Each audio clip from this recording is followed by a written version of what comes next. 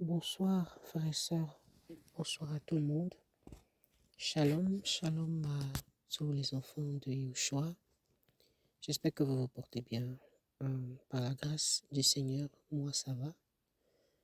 On s'accroche au Seigneur, il nous donne la force, il nous fait du bien tous les jours et on le bénit pour ça. Nous bénissons aussi son nom pour ce temps qu'il permet afin que nous puissions encore partager sa parole ou du moins nous encourager, si je peux le dire ainsi, au travers de sa parole. Et comme d'habitude, nous allons remettre ce temps entre ses mains. Seigneur, merci pour ta grâce. Merci pour ta miséricorde et merci pour ce temps de partage, Yahweh, ce temps d'exhortation. Nous te prions, ô Père, afin que ta parole touche encore nos cœurs en ce moment, que ta parole nous fasse encore du bien, nous affermir, Seigneur, et nous donne encore d'être vraiment équipés spirituellement, fortifiés spirituellement, afin de continuer de tenir face au combat, face aux épreuves, Yahweh Père. Nous te remettons ce temps, Papa, afin que tu parles encore à nos cœurs, Yahweh mon roi, au nom de Yahushua. Amen. Alors, bien-aimés, je voulais partager ce soir une parole qui m'a, comme d'habitude, beaucoup parlé, qui m'a aussi permis de me remettre en question, parce que c'est ça aussi la parole, si elle ne nous convainc pas de péché, de justice et de jugement, c'est que nous sommes morts en fait spirituellement, parce que la parole doit continuellement nous convaincre, continuellement nous toucher.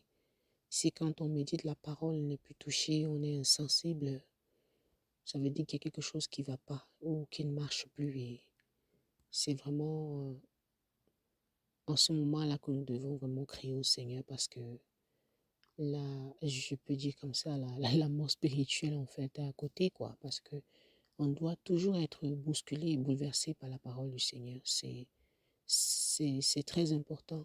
C'est ça qui fait de nous des chrétiens, parce que ce qui fait la différence entre ceux qui ont l'esprit du Seigneur et ceux qui ne l'ont pas, c'est vraiment cette conviction de péché, de jugement et de justice que le Seigneur met dans nos cœurs. Si on n'a plus ça, on redevient comme un païen en fait. Alors, je voulais partager un message dans le livre de Matthieu. Matthieu, le chapitre 8, verset 1 au verset 3. Je lis au nom de Yahushua. Et quand il fut descendu de la montagne, de grandes foules le suivirent. Et voici qu'un lépreux étant venu, l'adorait en disant, « Seigneur, si tu le veux, tu peux me rendre pur. » Et Yahushua, étendant la main, le toucha et dit, « Je le veux, sois pur. » Et à l'instant même, sa lèpre fut purifiée. On va s'arrêter là. Alors, bien aimé, c'est, comme je disais au départ, un message qui m'a énormément parlé et interpellé. On va commencer d'abord par le verset 1. Et au verset 1, il est dit que lorsque le Seigneur fut descendu de la montagne, de grandes foules le suivirent. Cette foule-là, en fait, selon l'enseignement que le Seigneur m'a donné, ou le message que le Seigneur m'a donné dans ce passage, cette foule-là représente beaucoup de personnes. Et ceux qui se disent chrétiens et ceux qui se disent, je ne sais pas trop, c'est le mélange de la chrétienté en fait. Les apostats, les tièdes, les froids, bref, toute la chrétienté que nous connaissons dans le monde aujourd'hui. Ceux qui se prévalent d'être chrétiens alors qu'ils sont tièdes, ils sont dans la religion. Tout ce beau monde-là, en fait, ça représente cette foule dans ce passage.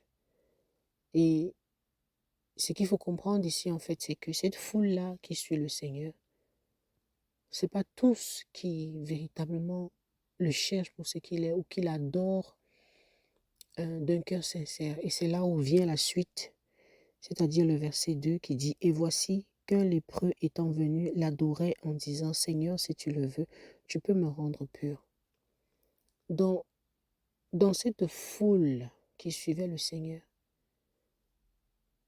selon ce passage,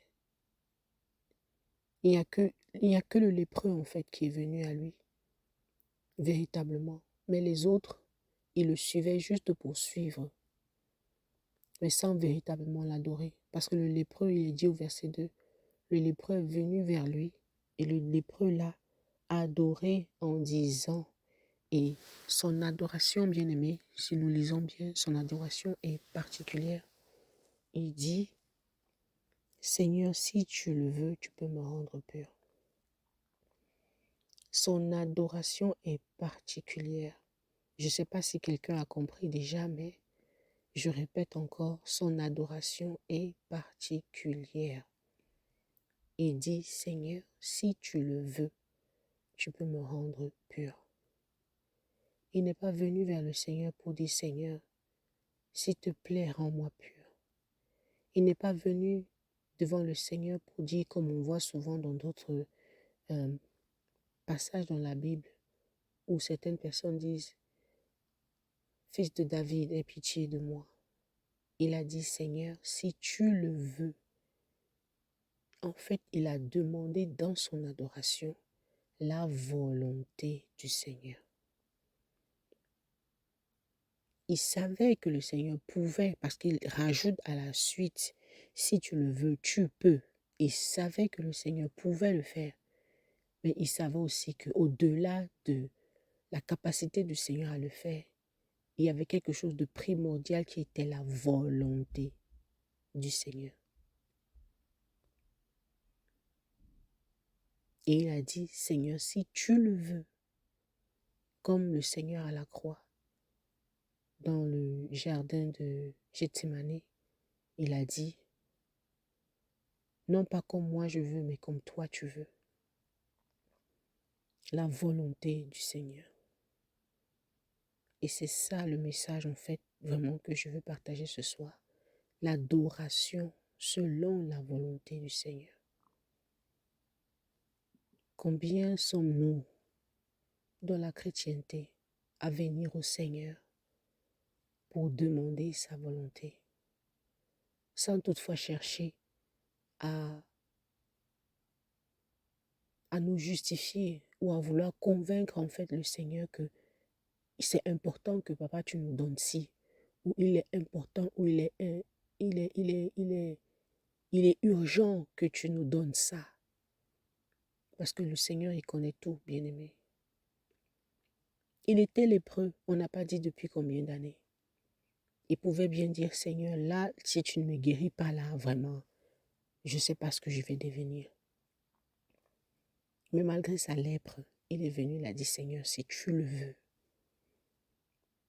En fait, ce que nous devons aussi comprendre, c'est que dans la demande qu'il a faite au Seigneur, on voit vraiment le caractère aussi, pour transposer un peu sur nous les chrétiens, le caractère d'un chrétien qui est vraiment brisé, qui a été brisé par le Seigneur, qui est passé à l'école du brisement.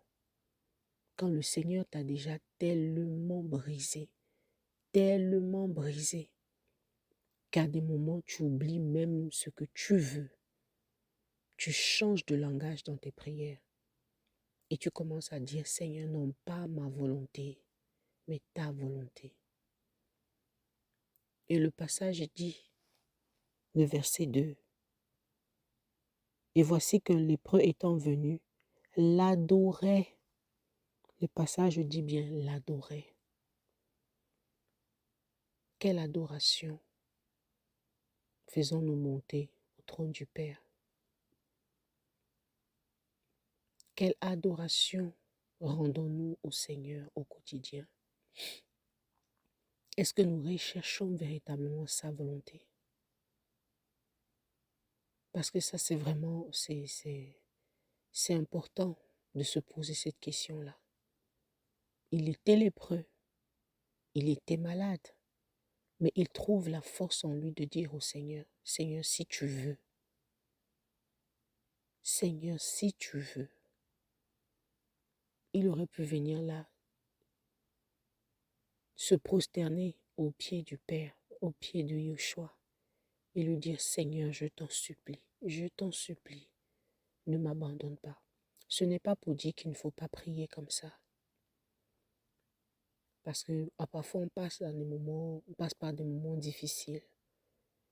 Mais ce qui ressort en fait de ce passage aussi, c'est l'adoration qui réjouit le cœur du Père. Quand nous venons devant le Seigneur, pas pour chercher notre volonté à nous, mais pour chercher sa volonté. Là, le Père est glorifié. Là, le Père est honoré. Et au verset 3, Yoshua a étendu sa main et l'a touché. Et il lui a dit, je le veux. La volonté du Seigneur. Bien-aimés, c'était juste pour nous encourager à être des adorateurs dignes de ce nom. Des adorateurs qui cherchent la volonté du Seigneur et non pas toujours nos plaisirs charnels, ce qui fait plaisir à notre chair. Seigneur, je veux ci, Seigneur, je veux ça. Seigneur, donne-moi ci, Seigneur, donne-moi ça. Seigneur, pourquoi je n'ai pas ci, pourquoi je n'ai pas ça. C'est pour nous encourager, bien-aimés, à commencer à changer de langage et à demander la volonté du Seigneur en toutes choses que nous faisons. Père, est-ce que c'est ta volonté? En toutes choses. Bien-aimés, c'est juste pour nous exhorter. Il est temps que nous commencions à revoir nos cœurs, nos motivations quand nous venons vers le Seigneur. Est-ce que nous recherchons véritablement sa volonté? Ou nous venons parce que on a l'impression que le Seigneur nous doit quelque chose. Il est obligé de faire. Ça, c'est la question que chacun de nous doit se poser. C'était juste, bien-aimé, pour vous encourager, pour nous encourager de la part du Seigneur et nous donner encore matière à réfléchir à chacun de nous parce que la parole n'est pas faite que de prophéties, à dire à tout vent, tu seras un champion, tu auras ci, tu auras ça. Cette parole, elle est d'abord là pour changer nos cœurs, pour nous purifier, pour nous convaincre de péché, de justice et de jugement. Bien-aimés, soyons tous encouragés. Que le Seigneur nous fasse encore du bien au travers de ses paroles. Soyez bénis, frères, au nom de Yeshua. Amen.